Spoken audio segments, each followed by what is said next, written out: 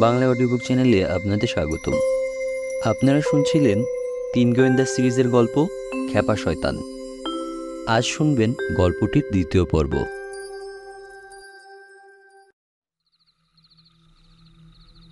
5 দিকবিদিক জ্ঞানশূন্য হয়ে ছুটছে তিন গোয়েন্দা। ফুসফুস করে নিঃশ্বাস ছাড়ছে। সৈকতের পাথরে হোঁচট খেয়ে পড়ছে। হাঁচড়ে পাঁচড়ে উঠে আবার দিচ্ছে দৌড়। কেউ কারো পেছনে পড়ে থাকতে রাজি নয়। বড় একটা পাথরের স্তূপ লম্বালম্বিভাবে সৈকতের ওপর দিয়ে গিয়ে নেমেছে সাগরের পানিতে। ডানে মোড় নিয়ে ওটার দিকে ছুটল ছেলেরা। স্তূপের উপরে উঠে তারপর ফিরে তাকালো। নেই, চলে গেছে, কম্পিত কণ্ঠে বলল রবিন। বিছিয়ে রয়েছে যেন অন্ধকার শূন্য সৈকত। দূরে কোস্ট রোড ধরে চলে যাচ্ছে দু একটা গাড়ি। হেডলাইটের আলো টিমটিম করছে কুয়াশায়। কি কি ওটা? হাঁপাতে হাঁপাতে বলল মুসা। সত্যি দেখলাম তো। নিশ্চয়ই, জোর দিয়ে বলল রবিন। হ্যাঁ, বসে পড়েছে গোয়েন্দা প্রধান। হাঁপড়ের মতো ওঠানামা করছে বুক। দেখেছি, কিন্তু কি ওটা জানি না। মুসা আর রবিনও তার পাশে বসে পড়ল। ভূত নয় তো? মুসার প্রশ্ন। পানির ভূত? না, ভূত নয়, বলল কিশোর। কোনো ধরনের চোখের ভুল, বলে উঠল রবিন। চোখের ভুল হয় কি করে? প্রশ্ন রাখল মুসা। জানি না, মাথা নাড়ল গোয়েন্দা প্রধান। শয়তান, বুঝেছ, শয়তান, বলল রবিন। আধা জন্তু আধা মানুষ। হরর সিনেমায় দেখনি ওরকম। শয়তান, আটকে উঠল মুসা। আসল শয়তান? দোজকে থাকে যে ওই জিনিস? চেহারাটা শয়তানের মতোই, বলল কিশোর। যাই হোক, ওটা আমাদের ভয় দেখাতে এসেছিল, তাতে কোনো সন্দেহ নেই। ওর উদ্দেশ্য সফল হয়েছে, রবিন বলল। হয়েছে মানে? বলল মুসা। আর একটু হলেই প্যান্ট খারাপ করে ফেলতাম। আরও কিছুক্ষণ ওখানে বসে জিরিয়ে নিল ওরা। বারবার সৈকতের দিকে তাকাচ্ছে মুসা। কুয়াশার ভিতরে খুঁজছে আবার যদি দেখা দেয় জিপটা। কিন্তু আর দেখা দিল না। যাওয়া উচিত, অবশেষে বলল কিশোর। সৈকত ধরে আর নয়, পথে উঠব। ঘুরে গিয়ে মোটেলের ফাঁকে ঢুকব। আগের প্ল্যান মতোই কাজ করব। আমি পুলিশকে ফোন করতে যাব। তোমরা কড়া নজর রাখবে চারিদিকে। দেখো আরও কেউ ওই ঘরটায় ঢোকে কিনা। আমি এখন শিওর চোর একজন নয়, কমপক্ষে দুজন। দরজায় দাঁড়িয়ে ছোট চোরটা কথা বলল। তখন ভেবেছিলাম নিজের সঙ্গেই বলছে, আসলে তা নয়। নিশ্চয়ই পেছনে কেউ দাঁড়ানো ছিল দরজার বাইরে, সে জন্যেই আমরা দেখতে পাইনি। শয়তানের সঙ্গে বলেনি তো? রসিকতা করল রবিন। পোষা শয়তান, গুঙ্গিয়ে উঠল মুসা। ভয় নেই মুসামান, রবিন হাসল। ওটা চলে গেছে। আসতে কতক্ষণ? ওরে বাবারে, ওই দেখো। জমে গেল যেন তিনজনে। আবার সেই ভয়ঙ্কর চেহারা। পাথরের স্তূপের উপর দাঁড়িয়ে রয়েছে সামান্য দূরে। নাচতে শুরু করলো ওটা। তালে তালে দুলতে লাগলো গলার নেকড়ের খুলি। ঝাঁকুনি লেগে বেল্টে ঝোলানো অদ্ভুত জিনিসগুলোর বিচিত্র বাজনাও শুরু হলো। ভারী ফাঁপা গলায় বলে উঠল জিপটা। মনে হলো চারপাশ থেকে আসছে শব্দ, কেমন যেন যান্ত্রিক। প্রেতকে যারা বিরক্ত করে মরবে। দূরদার করে পাথরের স্তূপ থেকে নেমে সৈকতের উপর দিয়েই আবার দৌড় দিল ছেলেরা। কয়েক পা এগিয়ে একটা পাথরে হোঁচট খেয়ে দুরুস করে পড়ল রবিন। হুপ করে বুকের বাতাস সব বেরিয়ে গেল মুখ দিয়ে। শ্বাস নিতে কষ্ট হলো। শব্দ শুনে ফিরে তাকালো অন্য দুই গোয়েন্দা। স্তূপের উপর দাঁড়িয়ে খড়খড়ে হাসি হেসে উঠল জিপটা। মস্ত দুই লাফ দিয়ে নেমে এলো অনেকখানি। রবিনকে ধরতে চায় বোধ হয়। ধরবো এবার, ধরবো, গাছ কচিয়ে খাবো, সুর করে বলল ওটা। ফিরে দাঁড়ালো মুসা। বন্ধুর বিপদ দেখে ভয় ডর চলে গেছে। রুখে দাঁড়ালো। একটা পাথর তুলে নিয়ে ধাই করে ছুঁড়ে মারল জিপটার মাথা সই করে। গক করে উঠে এক পা পিছিয়ে গেল ওটা। তারপর আবার এগোলো রবিনকে ধরার জন্যে।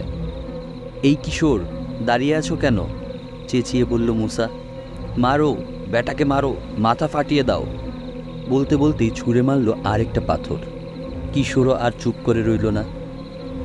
বোকারা, বুঝবে মজা, গলা ফাটিয়ে চেঁচিয়ে উঠল জিপটা।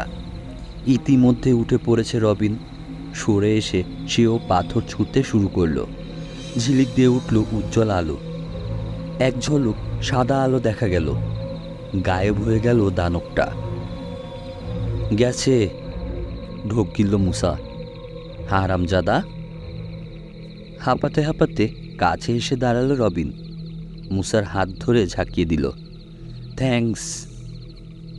এত সহজেই পালালো? রবিনের কথায় কান নেই মুসার। চলো তো দেখি, গম্ভীর হয়ে আছে কিশোর। অনিচ্ছা সত্ত্বেও গোয়েন্দা প্রধানকে অনুসরণ করে আবার পাথরের স্তূপের উপর ফিরে এলো দুই সহকারী। কুয়াশায় বেমালুম মিলিয়ে গেছে শয়তানটা। খানিক আগে ওটা যেখানে দাঁড়িয়েছিল সেখানে বসে পড়ে দেখল কিশোর। ছাই, সাদাটে ছাইয়ের ছোট্ট একটা স্তূপ। তাতে আঙ্গুল রাখল সে। গরম। শয়তানটা পুড়েই যেন হয়েছে ওই স্তূপ। চলো বাড়ি যাই, মুসার আর এসব ভালো লাগছে না। যাব পরে, বলল কিশোর। আগে কাজ শেষ হোক। আবার মোটেলে? হ্যাঁ, আমি পুলিশকে ফোন করতে যাচ্ছি। ফোন পাওয়ার 10 মিনিটের মধ্যেই এলো পুলিশ। মাত্র কয়েকটা মিনিট, তবু ততক্ষণেই দেরি হয়ে গেছে। মোটেলে পৌঁছে মুসা আর রবিন দেখল লাল ডাটসানটা নেই, ইঁদুরমুখো লোকটাও নেই। ঘরটায় পড়ে রয়েছে শুধু কালো খাপগুলো। ম্যানেজার বলল, ছেলেদের জানালেন ইয়ান ফ্লেচার। লোকটা একা এসেছিল, কোনো ঠিকানা রেখে যায়নি। নিশ্চয়ই ভুয়া পরিচয় দিয়েছে। একমাত্র সূত্র এখন ওই ডাটসন গাড়িটা। ওটা খুঁজে বের করতে হবে। আর ওই শয়তান দেখানোটা একটা বড় রকমের শয়তানি, আমি শিওর। মলিন হাসি হাসল কিশোর। যাই হোক ছেলেরা, বললেন আবার চিফ, ভালো কাজ করেছ। সমস্ত চোরাই মাল এখানে আছে, মালিকদেরকে পৌঁছে দিতে হবে। আরেকটা কেসের সমাধান করে দিলে থ্যাংক ইউ। চলো গাড়িতে করে বাড়ি পৌঁছে দেই। পাল্টা ধন্যবাদ জানিয়ে কিশোর বলল, তাদের সাইকেল আছে, গাড়িতে যাওয়া লাগবে না। মুসার বাবার প্রজেক্টর, ওটার খাপ আর হোমারটা নিয়ে মোটেলের ঘর থেকে বেরোলো 3 গোয়েন্দা। ঝাড়ের ভেতর থেকে বের করে নিল সাইকেল। তারপর নীরবে প্যাডেল করে চলল। কিশোর যাবে সার্ভিস ইয়ার্ডে, রবিন আর মুসা যার যার বাড়িতে। এক সময় বলল গোয়েন্দা প্রধান, কাল সকালে এসো। কেসটা শেষ হয়নি এখনো, চোর এখনো ধরা পড়েনি। শয়তানের রহস্য ভেদ করতে পারিনি আমরা। চোখের ভুল নয়, 3 জোড়া চোখ একসঙ্গে ভুল করতে পারে না। না না, চোখেরই ভুল। শয়তান রহস্যে নাক গলাতে রাজি নয় আর মুসা, তাই তাড়াতাড়ি বলল, কি করে চোখের ভুল হলো? তোমার ঢিল খেয়ে আর্তনাদ করে ওঠেনি? তার মানে ব্যথা পেয়েছে। তুমি কি বলছো, ওটা বাস্তব? রবিন জিজ্ঞেস করল। তোমার আমার মতনই বাস্তব, তবে মানুষ নাও হতে পারে।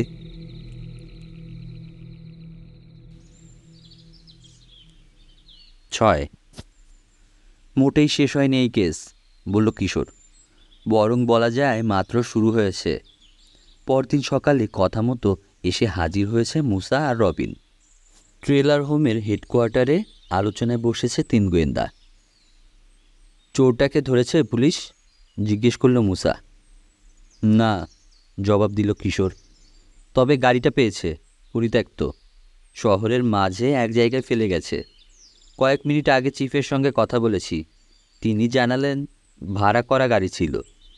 রেজিস্টারে নাম একটা লিখেছে যে ভাড়া করেছে, তবে সেটা ছদ্মনাম হবার সম্ভাবনাই বেশি। তার ধারণা এই শহরে নেই চোর। আমার তা মনে হয় না। আমি ভাবছি কাছাকাছি কোথাও আছে। কি করে বুঝলে? জানতে চাইল রবিন। লোকটা যা খুঁজছে এখনো পায়নি। যা যা চুরি করেছিল সব পাওয়া গেছে মোটেলের রুমে। তার মানে ওগুলোর মধ্যে তার জিনিসটা পায়নি। তাছাড়া যদি পেয়েই যেত, ভয় দেখিয়ে আমাদের তাড়ানোর জন্য এত চেষ্টা করতো না। এমনও হতে পারে মোটেল থেকে পালানোর পর জিনিসটা খুঁজে পেয়েছে, বলল রবিন। তা পারে, তবে মুসাদের ব্লকে নতুন আর কোনো চুরির খবর পাওয়া যায়নি। সহজেই ধরে নিতে পারি জিনিসটা পায়নি চোর। কোথায় আছে তাহলে জিনিসটা? আনমনে বলল মুসা। সেটাই আমাদের জানতে হবে। কিভাবে? রবিনের প্রশ্ন। বুদ্ধি খরচ করে। এখন বলো, কি কি জানি আমরা? অনেক কিছুই জানি। লিলির পুতুল চুরি, ওসব তো জানি। মুদ্রা কথাটা কি? কালো কেসে কোনো একটা জিনিস লুকানো আছে, সেটা খুঁজছে চোর। এবং এই জিনিসটা রয়েছে মুসাদের ব্লকের কোথাও। এই কথাটা জানা আছে চোরের, আর সেটার মালিকও ওই ব্লকে কেউ নয়। গোয়েন্দা প্রধানের দিকে তাকিয়ে রইল দুই সহকারী। কালো কেসের মধ্যে আছে এ কথাও জানে, আবার বলল কিশোর। তবে জানে না কোন বাড়িতে কিসের কেসের মধ্যে আছে। যদি জানেই কি জিনিস, কোথায় আছে কেন জানবে না? প্রশ্ন তুলল রবিন। তা বলতে পারবো না এখন। আরও একটা কথা আন্দাজ করা যায়, জিনিসটা হয়তো ওরই ছিল, কিংবা একবারের জন্য হলেও তার হাতে পড়েছিল। মুসা হা করে রইল, কিন্তু রবিন বুঝতে পারল। বলতে চাইছো জিনিসটা হারিয়ে ফেলেছে? হ্যাঁ, কিংবা তার কাছ থেকে চুরি গেছে। কোথায় পড়েছে কিংবা কে নিয়েছে জানে না, শুধু কোনোভাবে জেনেছে মুসাদের ব্লকে কোথাও আছে। তোমাদের কথাবার্তা বুঝতে পারছি না আমি, মুসা বলল। জানি যদি, তাহলে কেন বাড়ি বাড়ি গিয়ে জিজ্ঞেস করছে না? আমার জিনিসটা পেয়েছেন, কিংবা পুলিশকে কেন জানাচ্ছে না? কারণ জিনিসটা বেআইনি, নয়তো বেআইনি কিছু করছে সে, জবাব দিল কিশোর। তবে কারণ যাই হোক, জিনিসটা মূল্যবান।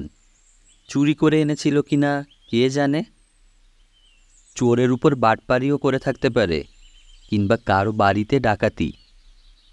তা পারে। রবিন প্রতিবাদ করল। তাহলে আমরা জানতাম না? খবরের কাগজে কিছু ছাপা হয়নি। রকি বিচে কারো বাড়িতে ডাকাতি। রকি বিচে নাও হতে পারে, বাধা দিল কিশোর। কিংবা চুরি যে হয়েছে সেটাই হয়তো এখনও জানে না মালিক। বেশ, ধরে নিলাম তাই হয়েছে। চোর খুঁজছে, এখন থেকে আমরাও খুঁজব। কিন্তু কিভাবে? চোর জানে জিনিসটা কি, আমরা তো তাও জানি না। কোন জায়গা থেকে কিভাবে শুরু করব? আরেকটা কথা, মুসা বলল। জিনিসটা কার কাছে আছে জানে না চোর, তাহলে কি করে বুঝলো আমাদের ব্লকেই কারো কাছে আছে? সেই রহস্যেরই সমাধান করতে হবে আমাদের, তাহলেই চোরকে ধরা সম্ভব। পরস্পরের দিকে তাকালো দুই সহকারী। গোয়েন্দা প্রধানের কথার মানে বুঝতে পারল না। ওদের দিকে চেয়ে হাসল শুধু কিশোর। দেখো কিশোর, রবিন বলল, করব বলাটা খুব সোজা।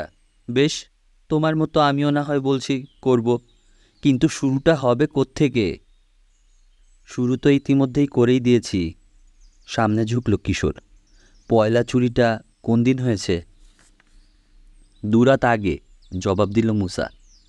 মাথা ঝাঁকালো কিশোর। হ্যাঁ, চোর নিশ্চয়ই খুব তাড়াতাড়ি জেনেছে তার জিনিস হারিয়ে গেছে। ধরা যাক যেদিন রাতে পয়লা চুরিটা করলো সে, সেই দিনই দিনের বেলা কালো কেসটা হারিয়েছে। দিনের বেলা কোন সময়? ধরি বিকেল। মুসাদের বাড়ির কাছে, রবিন বলল। মনে হয়। আর কিভাবে হারালো? দামি জিনিস, হুঁশিয়ার নিশ্চয় ছিল। স্বাভাবিক অবস্থায় হারানোর কথা নয়। হ্যাঁ, অস্বাভাবিক কিছু ঘটেছিল। তার নজর সরে গিয়েছিল অন্যদিকে, হয়তো ভয় পেয়েছিল। আর ওই সময় শত্রু ছিল ঠিক পেছনেই। ধরা যাক সেই রোগাটে লোকটা। নাকি পুলিশ ভয় পাইয়ে দিয়েছিল, মুসা বলল। গাড়ি অ্যাক্সিডেন্টও করে থাকতে পারে, বলল কিশোর। তখন কোনোভাবে কেসটা বাইরে পড়ে গিয়েছিল, তুলে নেওয়ার সময় পায়নি, দ্রুত পালিয়েছিল। ভুরু কোঁচকাল রবিন। এমনভাবে বলছো যেন সামনে ছিলে। রবিন, ও আমাদের খেলাচ্ছে, তিক্ত কণ্ঠে বলল মুসা। পুলিশকে ফোন করে নিশ্চয়ই জেনেছে সেদিন কার অ্যাক্সিডেন্ট হয়েছিল। হাসল কিশোর। হ্যাঁ হ্যাঁ, সেকেন্ড, ঠিকই বলেছ। 2 দিন আগে বিকেল 5:30টায় একটা গাড়ি তোমাদের ব্লকে মোড় নেওয়ার সময় রাস্তা থেকে পিছলে সরে গিয়েছিল, ঢুকে পড়েছিল এক বাড়ির আঙিনায়। তাড়াহুড়ো করে পালিয়েছিল ড্রাইভার, নম্বর রাখতে পারেনি। তবে প্রত্যক্ষদর্শী জানিয়েছে গাড়িটা লাল ডাটসান। নিশ্চয়ই ইঁদুরমুখ চোরটাই তখন গাড়ি চালাচ্ছিল। কেসটা ফেলে গিয়েছে কোনোভাবে। এখন আমরা গিয়ে খোঁজ নেব। হাত তুলল মুসা, কান পাতল। তার শ্রবণ শক্তি অন্য দুজনের চেয়ে প্রখর। 3জনই শুনল। বাইরে কথা কাটাকাটি হচ্ছে। দেখো তো, বলল রবিন। উঠে গিয়ে পেরিস্কোপে চোখ রাখল মুসা। কিশোর, মিরি চাচি। চোখ না সরিয়েই বলল সে। শক্ত হয়ে গেছে চোয়াল। সেই রোগাটে লোকটা চলে যাচ্ছে। কুইক, চেঁচিয়ে উঠল কিশোর। যত তাড়াতাড়ি পারল 2 সুড়ঙ্গ দিয়ে বেরোলো ওরা। ওয়ার্কশপ থেকে ইয়ার্ডের আঙ্গিনায় বেরিয়ে দেখল কালো মার্সিডিজে উঠছে লোকটা। কড়া চোখে সেদিকে তাকিয়ে রয়েছে মেরি চাচি। স্টার্ট নিয়ে চলতে শুরু করলো গাড়ি। ছুটে গেল ছেলেরা, কিন্তু ধরতে পারল না। গাড়িটা তার আগেই বেরিয়ে গেল গেট দিয়ে। মেরি চাচির কাছে ফিরে এলো 3জনে। কি হয়েছে চাচি? হাঁপাতে হাঁপাতে জিজ্ঞেস করল কিশোর। ইয়ার্ডের মধ্যে ঘুরঘুর করছিল, রাগত কণ্ঠে বললেন মেরি চাচি। জিজ্ঞেস করলাম কি চায়, বলল 3টে কিশোর কালো একটা কেস আমার কাছে বিক্রি করেছে কিনা। বেশ মেজাজ দেখালো। ওর মেজাজের নিকুচি করি আমি। ভুরু কুচকে এক এক করে তাকালেন 3 কিশোরের মুখের দিকে। কি নিয়ে মেতেছিস এখন? ওই বেটাই মেতেছে, আমরা না। কিছুটা গরম হয়েই জবাব দিল মুসা। ধরতে পারলে? চাচিকে সব খুলে বলল কিশোর। এখন আমরা দুর্ঘটনার জায়গাটা দেখতে যাচ্ছি চাচি, চোরটাকে ধরবই।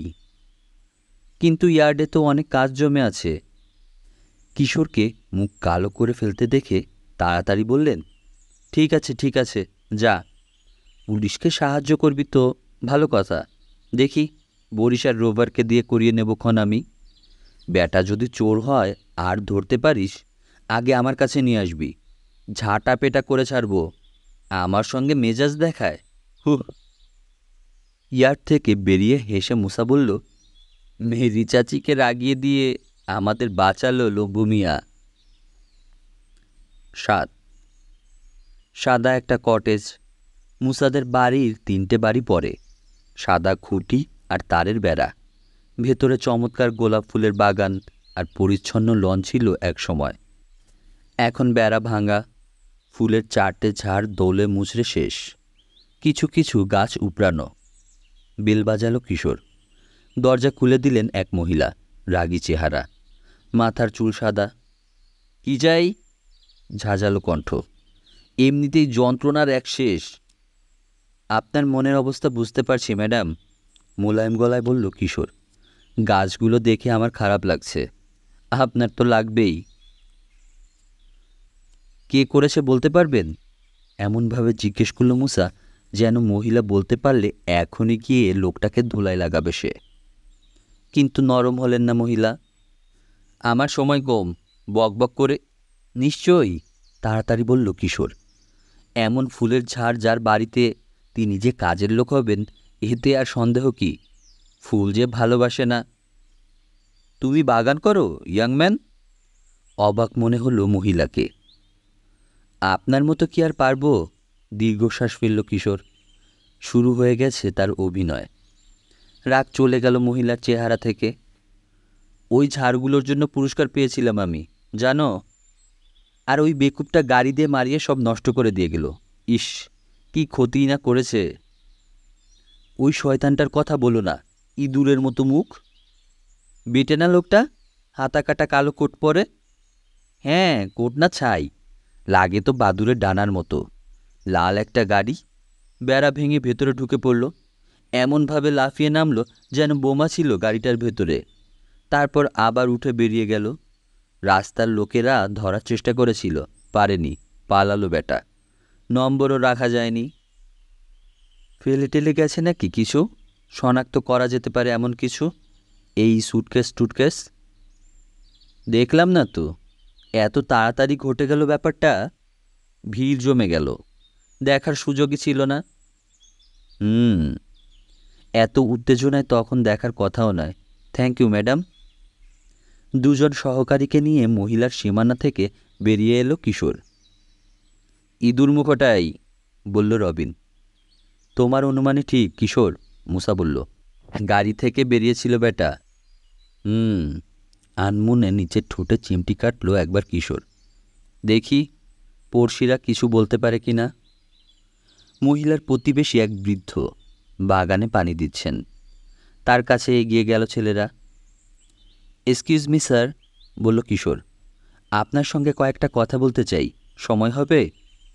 পাশের বাড়ির মহিলার গাছ ভেঙে দিয়েছিল যে গাড়িটা, আমরা তদন্ত করছি। ফিরে তাকালেন ভদ্রলোক, চোখে সন্দেহ।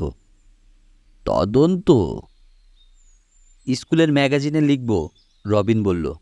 আজকাল খুব বেখেয়ালে গাড়ি চালায় লোকে, সে সম্পর্কে একটা ফিচার। কিশোর ডিটেকটিভ কথাটা শুনলেই বড়দের অনেকে ভুরু কোঁচকান, কিন্তু স্কুলের কোনো কাজের কথা শুনলে সেই তাদেরই হাসি বেরোয়, সন্তুষ্ট হন, ভাবেন কাজের ছেলে। এই বৃদ্ধ তেমন একজন। রবিনের কথা শুনে তার কোঁচকানো ভুরু সোজা হলো, হাসি ফুটল মুখে। বললেন, তাই বলো, ঠিকই বলেছ। বড় বেখেয়াল এখনকার ড্রাইভাররা, আইন কানুন মানতে চায় না, অথচ মানা উচিত। তা বিশেষ কিছু তো বলতে পারবো না। বেড়া ভেঙে গাড়িটাকে ঢুকতে দেখেছি আমি। ইঞ্জিন থেকে ধোঁয়া বেরোতে শুরু করলো। লাফ দিয়ে নামলো লোকটা যে চালাচ্ছিল। হয়তো ভেবেছে আগুন ধরে যাচ্ছে। ওর হাতে একটা কালো ব্যাগ মতো ছিল, আসলে ধোঁয়া না, একটা হোস পাইপের উপর দিয়ে গিয়েছিল গাড়িটা। হোসের মুখ দিয়ে ছিটকে বেরোনো পানি ধোয়ার মতো লাগছিল। দৌড় দিয়ে গেলাম, ধরতে পারলাম না ব্যাটাকে, পালালো। হ্যান্ডব্যাগ? জিজ্ঞেস করল মুসা। ঠিক ব্যাগ না, কোনো যন্ত্রের খাপের মতো লাগলো। বেরিয়ে ওটা কি করেছে? তাও জানি না। লোকটা জমে গেছে তখন, বাচ্চারা ঘিরে ধরেছে। বেনটার বোধহয় দেখেছে, ওই যে পথের ওধারে বাড়ি, ও তখন বারান্দায় ছিল। বৃদ্ধকে ধন্যবাদ জানিয়ে বেরিয়ে এলো তিন গোয়েন্দা। বড় একটা নীল রঙের বাড়ির আঙিনায় ঢুকল।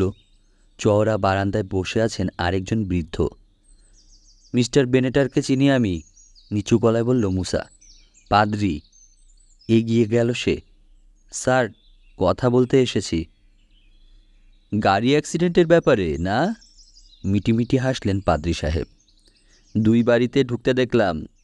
তা তিন গোয়েন্দা এই অ্যাক্সিডেন্টের ব্যাপারে এত আগ্রহী কেন? ঠিকই বলেছেন স্যার, হেসে বলল মুসা। আমরা আগ্রহী। কিছু জানাতে পারবেন? কি জানতে চাও? লোকটার হাতে কালো একটা কেস ছিল, কি করেছে ওটা? ফেলে গেছে? হ্যাঁ, ডিটেকটিভ লোকটাকে তাই বলেছি। ডিটেকটিভ? চোখের পাতা সরু হলো কিশোরের। গাড়িটা চলে যাওয়ার কয়েক মিনিট পরেই এলো, ছোটোখাটো মানুষ।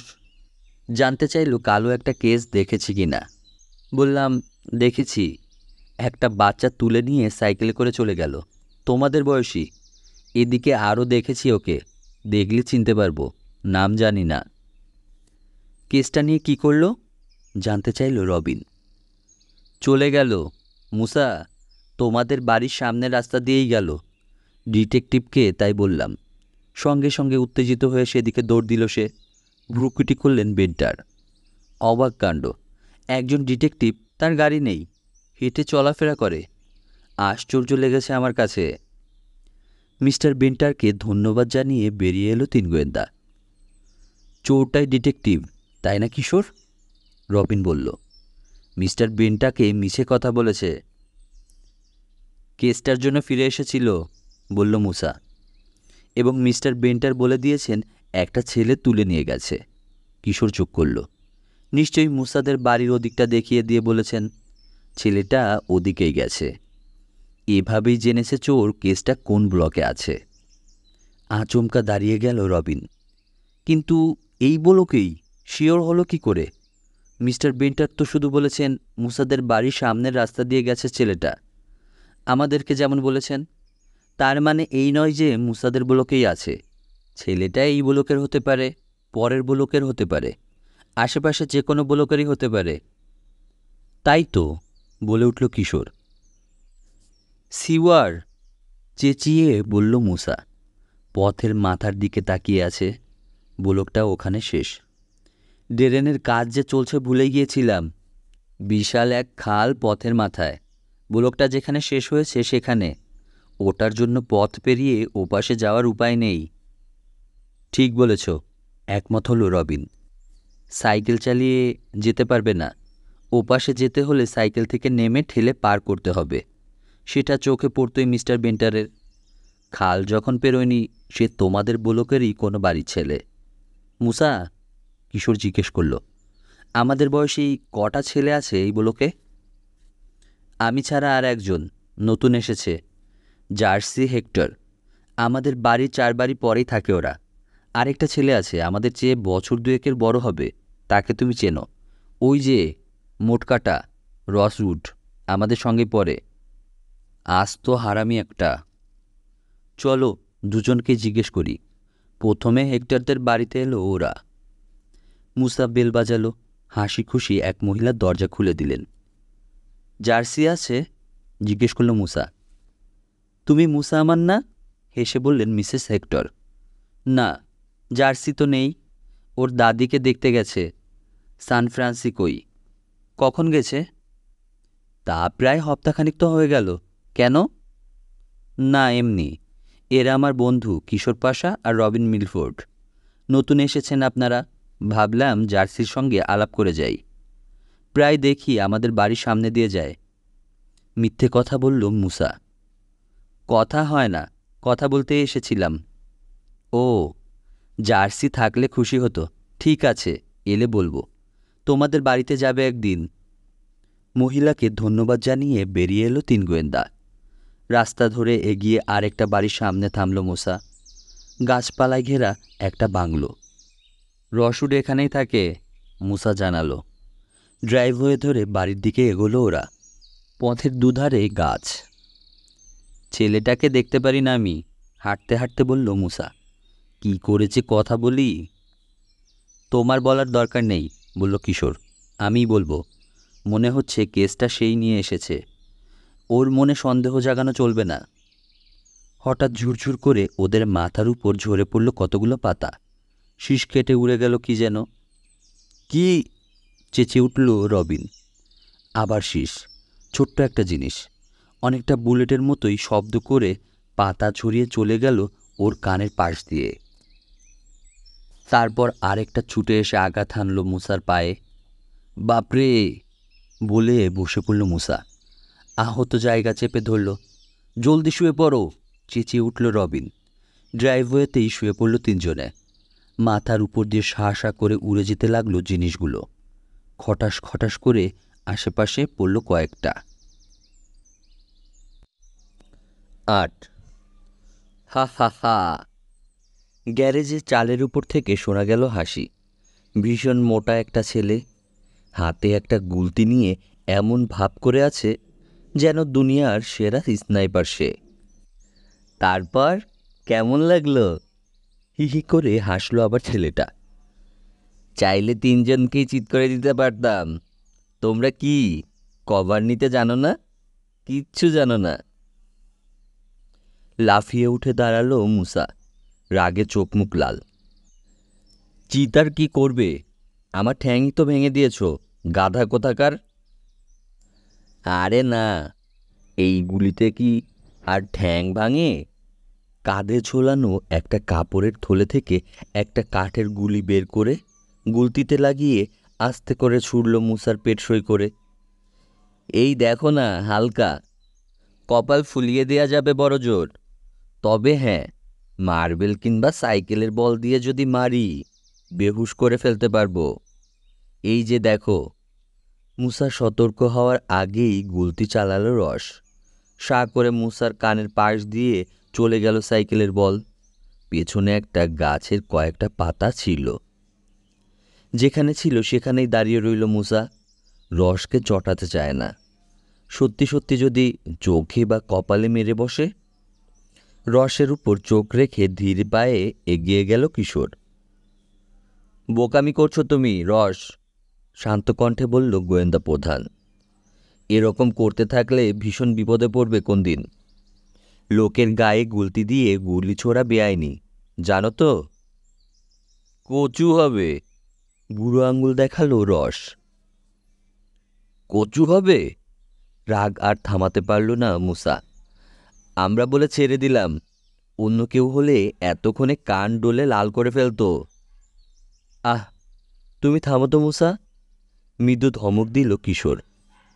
তো রস, যা বলছিলাম, ধরো গিয়ে যদি এখন পুলিশে রিপোর্ট করি আমরা, কি হবে আন্দাজ করতে পারো? হাসি মুছে গেল রসের মুখ থেকে। যাও না, করো গে। চুরি করে যে অন্যের বাড়িতে ঢুকেছ, পুলিশ জিজ্ঞেস করলে তার কি জবাব দেবে? আমি তো বলবো তোমরা চুরি করতে ঢুকেছ, সেই জন্যেই গুলি করে ঠেকিয়েছি।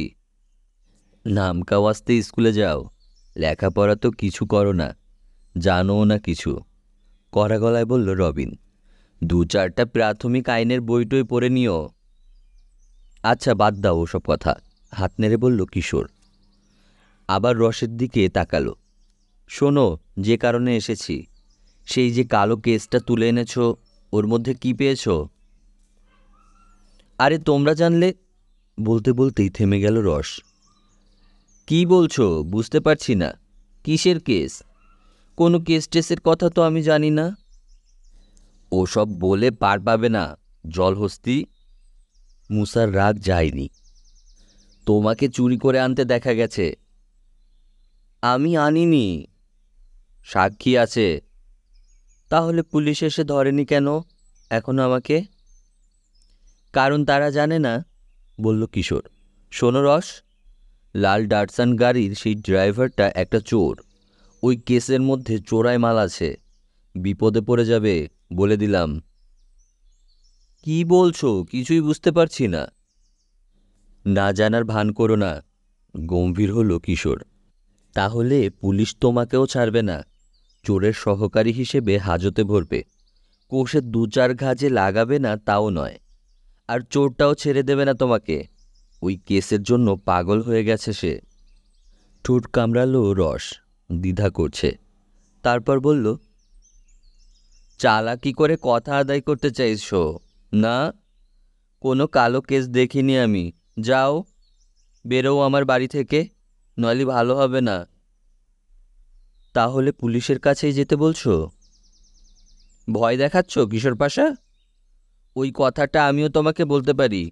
বেরোবে না পুলিশ ডাকবো? ওখানে দাঁড়িয়ে বলছিস কেন?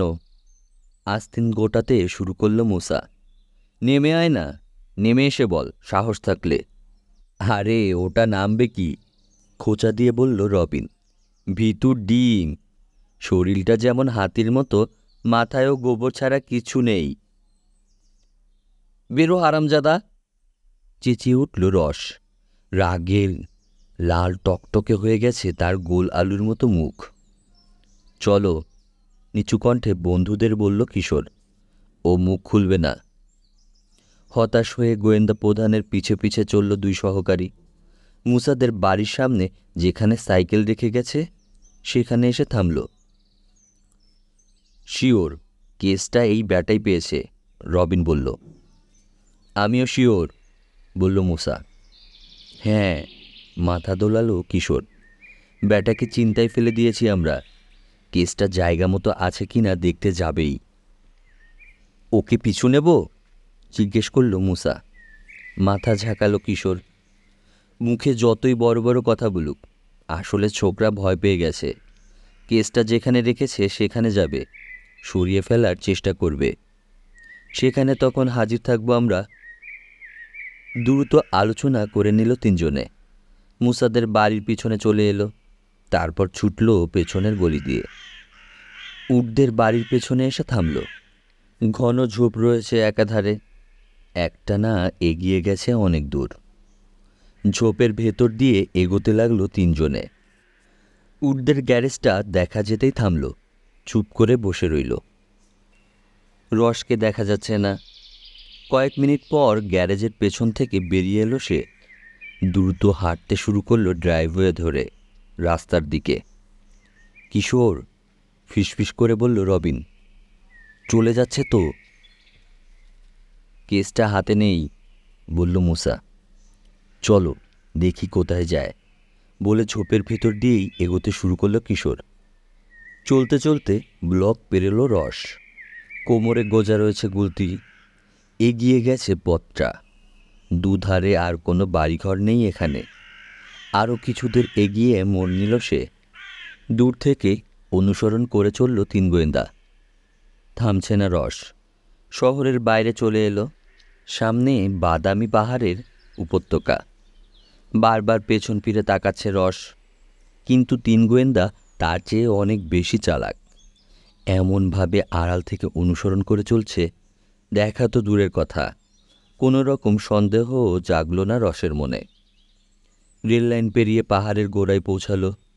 ঢাল বেয়ে উঠতে শুরু করলো। ছোট পাহাড়টার ওখানে গাছপালা বিশেষ নেই, যা আছে বেশিরভাগই কাটা ঝোপ। আর কিছু ওক গাছ আছে। মাটি অনুর্বর, তাই বাড়তে পারেনি গাছগুলো। আকারও বিকৃত। কোনোটা বেঁকে রয়েছে, কোনোটা এমনভাবে মুচড়ে রয়েছে যেন ঝড়ে মুচড়ে দিয়েছে। ওগুলোর আড়ালে আড়ালে চলল তিন গোয়েন্দা। ঘন একটা মেসকিট ঝাড়ের কাছে পৌঁছে ফিরে তাকালো রস। কেউ নেই দেখে ঢুকে পড়ল ভেতরে। আর তাকে দেখা গেল না। খাইছে, চলে গেল তো, নিচু কণ্ঠে বলল মুসা। চুপ, সতর্ক করল কিশোর। হয়তো লুকিয়ে বসে চোখ রাখছে, শিওর হতে চাইছে কেউ পিছু নিল কিনা। গাছপালার আড়ালে আড়ালে নিঃশব্দ চলে মেসকিট ঝাড়টার কাছাকাছি চলে এলো তিন গোয়েন্দা। হামাগুড়ি দিয়ে সামনে বাড়ল মুসা। ঝাড়ের ভেতরে ঢুকল।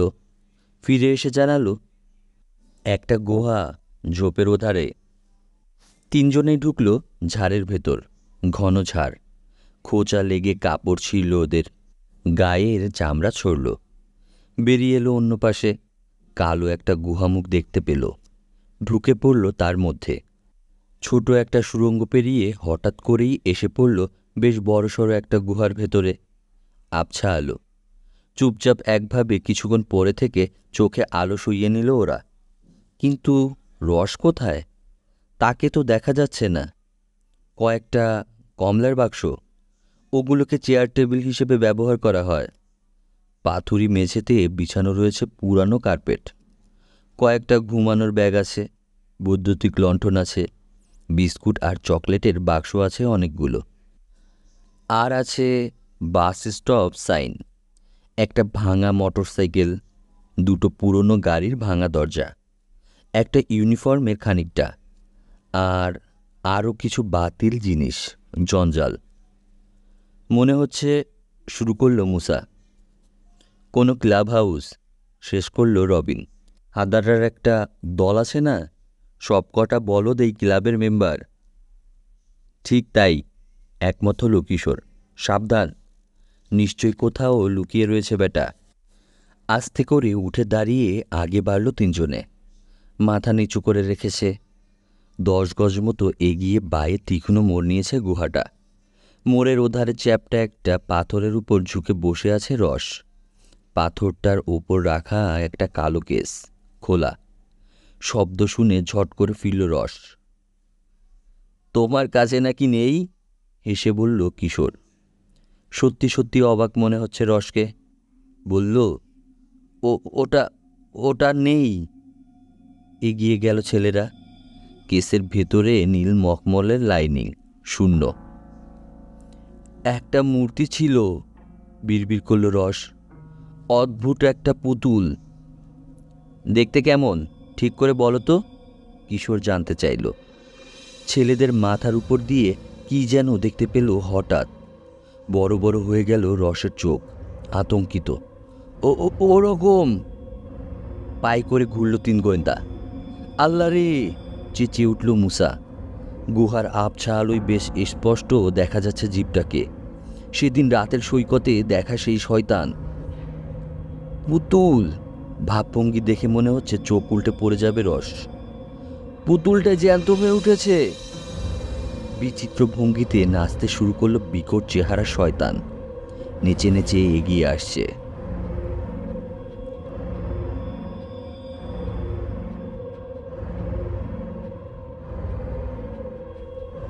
প্রিয় শ্রোতা, আপনারা এতক্ষণ শুনছিলেন 3 গোয়েন্দা সিরিজের গল্প খ্যাপা শয়তান। আজকে ছিল গল্পটির দ্বিতীয় পর্ব।